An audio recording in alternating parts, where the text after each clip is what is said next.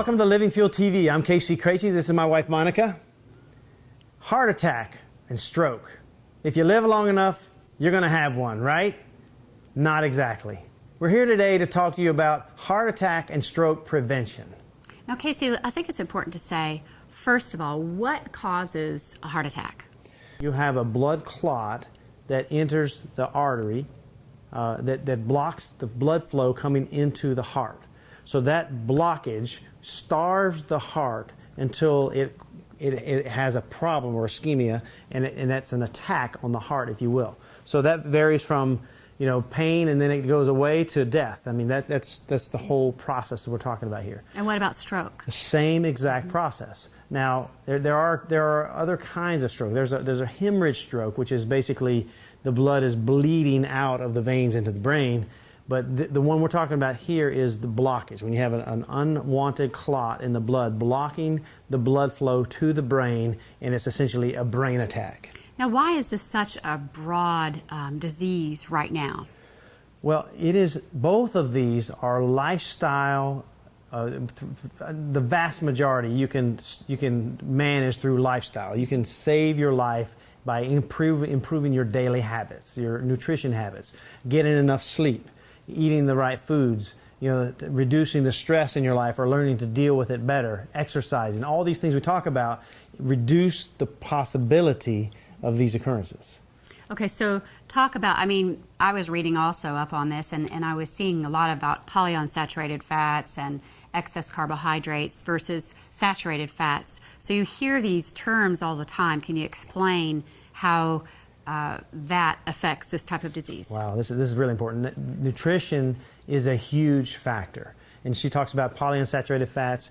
These are what most people are eating: vegetable oils, peanut butter, all these things that people get most of the time. When you go to restaurants, they cook in vegetable oils. And so these are the polyunsaturated fats, and they do cause an inflammatory condition in the body. So let's say that you have oxidized cholesterol. See, it's not the high cholesterol that causes heart attacks, nor is it the high triglycerides that cause heart attacks. It's the oxidation of high cholesterol. So you have cholesterol in the bloodstream, and it oxidizes and it starts to calcify. So then you have like a hose, and in that hose is part of it's clogged, and therefore the pressure goes up, so you have high blood pressure. And now if you have like an inflammatory diet like these omega-6 fats, high sugars, grains, all these things, now you have pressure on that vein that doesn't have as wide an opening to start with. So now you can have this, either a clot enter in there and block it, or you can just have it pressed down enough to where it is blocked and causing the heart attack or the stroke. So how do people know what is a high inflammation food and what is not high inflammation? Because that really sounds like it's the key. We want to eat things that don't create inflammation in the body. That is one of the primary keys, sure. I mean, an anti-inflammatory diet, eating lots of vegetables, some fruits, not overcooking your foods, not eating red meat too often. Now, red meat can be very healthy, but you can't eat it all the time or you will be in a constant inflammatory state. So sugars, grains, all fried foods, all these things cause an inflammatory environment in the body. So we talked about inflammation. So you want to minimize inflammation. Now, interestingly, if you were to have a surgery, we've all heard 7 days before surgery, don't take these nutrients or these supplements or this food. What are they? Well, they're garlic, vitamin E, vitamin C, all the list of the ones that you hear about so much, and you don't take them. Why do they not want you to take these before surgery? Because of they increase blood flow in the body. Ginkgo biloba is another example. Which is good, really. Japanese native. Yes. Unless you're having surgery, you want blood flow. Absolutely. So this is, if you take the things they tell you not to eat, and interestingly, even many conventional medicine doctors will tell you there's no benefit to all these nutrients that people are taking, but the proof is that every hospital on the planet will tell you not to take these things within 7 days of a surgery because of the increased blood flow and the possibility of bleeding too much during a surgery. And people shouldn't take these things prior to a surgery. No, Yeah. I'm not suggesting, absolutely, good, Yeah. good point. I'm not suggesting you do Don't that. take it. I'm just suggesting that is a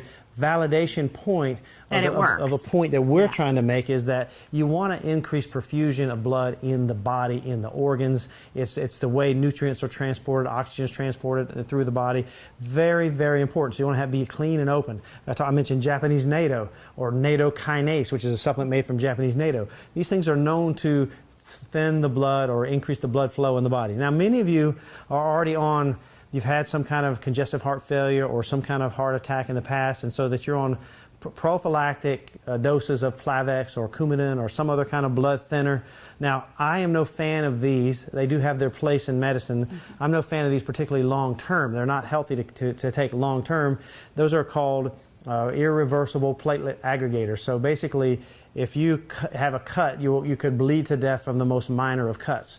Fish oil, for instance, is a tremendous or increase in blood flow and reducing the viscosity of the blood. Fish oil is a reversible platelet aggregator, which means that you can have a cut, and although your blood is flowing nice and clean, you still send clotting agents and can stop it. It's a natural process. So now, if somebody is on the prophylactics, the medications, they shouldn't just load up on the fish oils. You're not saying that either. Well, I'm not saying that either, but take you know, if you caution. can work with a doctor who is nutritionally knowledgeable, he can have you start on smaller doses of fish oil, and they're supposed to check you every couple of weeks or every week the viscosity of your blood when you're on these blood thinners. And Maybe so they could transition over and from the blood as thinners. the tests come in, you can reduce the amount, not of the fish oil, obviously, but of the pharmaceutical, and increase the amount of fish oil and continue that process, and eventually, hopefully, you can get off of these drugs.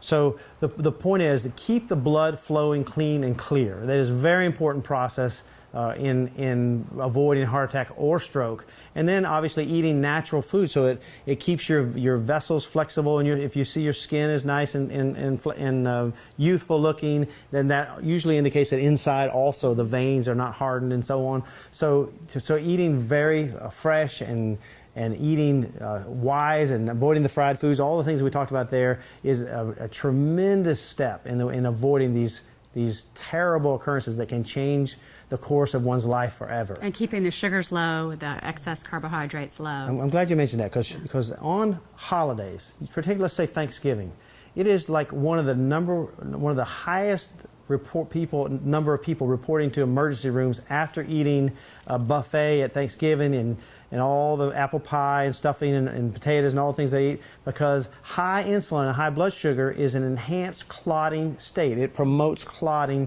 in the blood. If you ever have seen a diabetic, or you that have diabetes, that have put insulin in your body, you have to change the sites which you put it in, because of the clotting where you put the insulin in, it clots. And the inflammation, right? And the inflammation also. So these things would be really powerful strategies. And obviously we didn't mention much about exercise, but exercise increases blood flow. It's all about flow. It's all about flow. Yeah. It's all about balance. So you know, another thing that I want to bring up is hydration, because I know that you know, if people are chronically dehydrated, that makes the blood thicker. So glad you mentioned that. If you basically, and if you look at athletes who are dehydrated, what happens is you have less volume in the blood. And so the blood, let's take the kidneys, for instance, trying to filter the blood, or even the liver. The blood has to go in here and be processed. And if you don't have enough blood flow or liquid to make the blood flow, you create a stagnant environment, which can eventually cause a terrible complication. So drink plenty of water. That's one of our foundational principles that we teach here. And the body is made up of how much water? I mean, 70% water or more. It depends on the stage of life. Yeah, and you think about all of the ways that we lose water through elimination, through sweating, crying, even speaking, sneezing, coughing. I mean, there's so many ways that water leaves our body, and there's only one way that it comes in, and that's if you drink it. I'm so glad you mentioned water, because people are drinking liquids and thinking it's water, and so many of these liquids you're drinking are dehydrating liquids. So let's make sure that we're minimizing the sweet drinks that we drink at all. We drink plenty of fresh spring water, and then keep yourself well hydrated and follow the tips we talked to you today. Oh, and I want to say too, you can always tell if you are hydrated enough just by your urine. If your urine is a heavy, cloudy yellow, that means you're probably not hydrated enough. But if it's kind of clear and a very light color, then you're well hydrated. So Very just good. a little tip from Mom. Very well put. Very well put. So hopefully these tips will add life to your years and years to your life. God bless you and have a great day.